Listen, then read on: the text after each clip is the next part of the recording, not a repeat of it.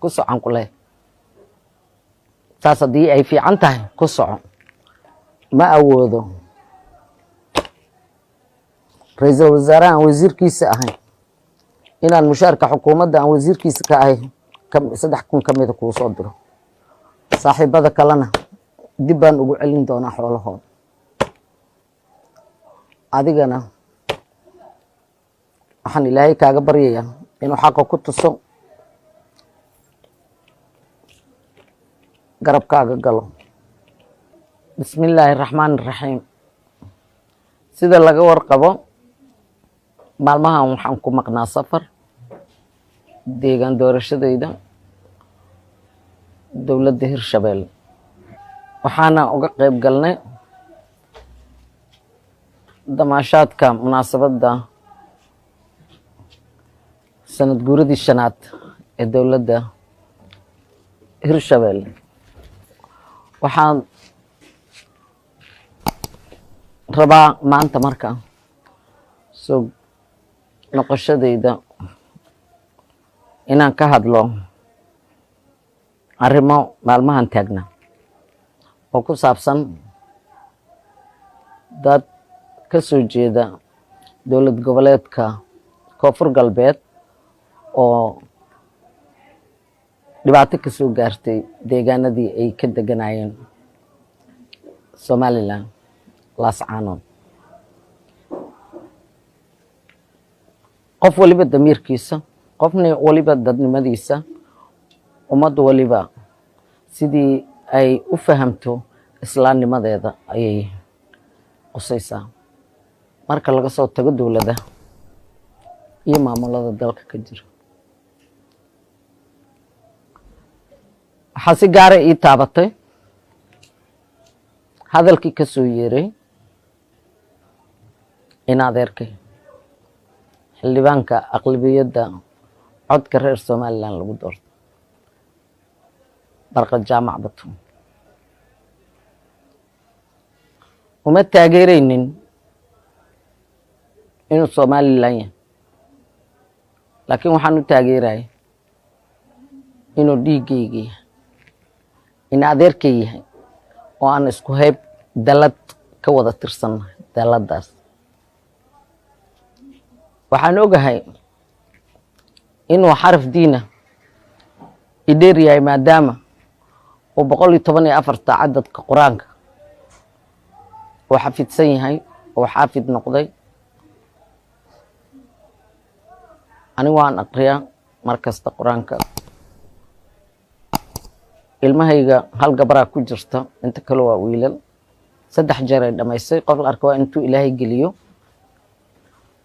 zaytuuni isaga iyo kuwa la midka xaafidiinta ah na waxaan leeyahay ilaahay ha u siyaadiyo annagana allah nasi laakiin cilmiga inuu wax ku taro diini iyo maadi ayaa haboon waliba haddaa tahay qof islaam damqashada dadka Soomaaliyeed guud ahaan ay u damqadeen dadkaas wixii ku dhacay barqad ma garan waay barqad ma garan waayin inuu haddana sii abbaaro ra'iisul wasaaraha dalka barqad ma garan waay laakiin xanfalay baa qaadataan leh ilaahayna ha ka soo celiyo naxariistaas qalbigiisa ha u geliyo waan ogahay siduu u hadlay waan dhageystay anoo waqti u haynin haddana meelo badan ay iiga soo dhacaysa oo la iiga soo diraayo markaan dhageystayna barqadu ku socon ku leh taas haddii ay fiican tahay ku soco barqadoo xusuusnow dadka Soomaaliyeed dunida meel shay ka joogaan ayaa duca lagaaga soo aqri inta codka ku siisay waxaa ka sii dadaal badnaa inta duca habeen iyo maalin kula joogta oo ay ka mid yihiin dadkaas oo ay ka mid yihiin dadka ay ka soo jeedaan. barqadow adigii dadka Soomaaliyeed waxaan u sheegayaa hore waxaan u ballan qaaday baabuurkaasoo dareenkayga bedelay markii aad gaarigaaga u gaday dadkii codka ku siiyey ee dhibaatooyinka gaarka kuwa maray sida kuwa baahiyaha gaarka qabay iyo kuwa kugu umulay codbixintaada. aniga ballanqaadka aan ballanqaaday account Khadiijo leedahay lacag ku jirta ma ahayn ee waxaan ballanqaaday dadka aan saaxiibadan aan nasiib daro dadkaas dadka heybtooda dad kamid ah ayaa contributionka gaarigaaga wax ka bixiyay sidaad ii sheegtayna 9,500 ayaad gaarigaaga ku gatay. waxaan andamacsanaana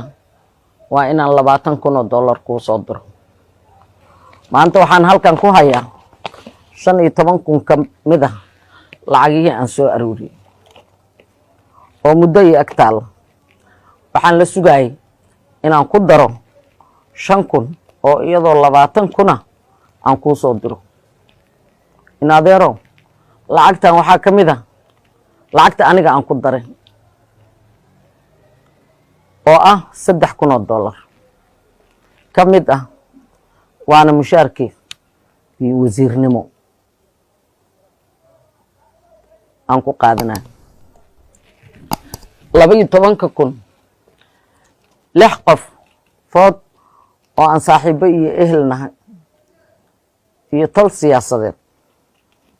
ayaa min 2,000 aan ka qaaday. waxaan ula soo daahayna iyadoo lagu leeyahay aawo Khadiijo baabuurka ay kuu soo dirtay inaan 20,000 gaarsiiyo oo gaari muuqda aad ku gadato. maanta dad heybtaas ka mid ah oo saaxiibanahay lacagta aan ka soo qaado aniga 3,000 oo 5,000 ku jirta. waxaan samaynayaa dadkaas guddigii gurmadka koonfur galbeed u magacawda ayaan ku wareejin doonaa. saaxiibada kalena dib baan ugu celin doonaa xoolahooda. adigana waxaan ilaahay kaaga baryayaa inuu xaqa ku tuso garabkaaga galo.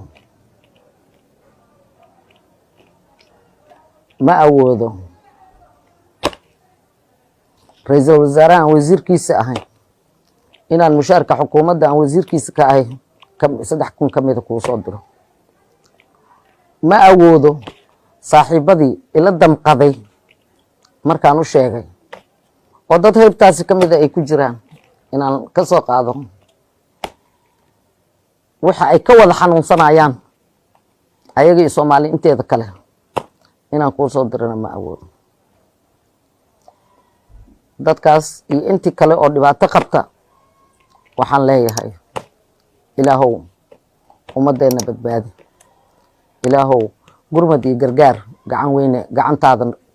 ku sii oo nagu wada sii. wasaarad gargaar ahaan wixii aan awoodno dhawaan ayaan gaarsiin doonaa dowlad goboleedka koonfur galbeed iyo dowlad goboleedyada kale oo ay soo gaareen dadkaas haddii Allah awoodo la ogolaado. wabillahi tawfiiq.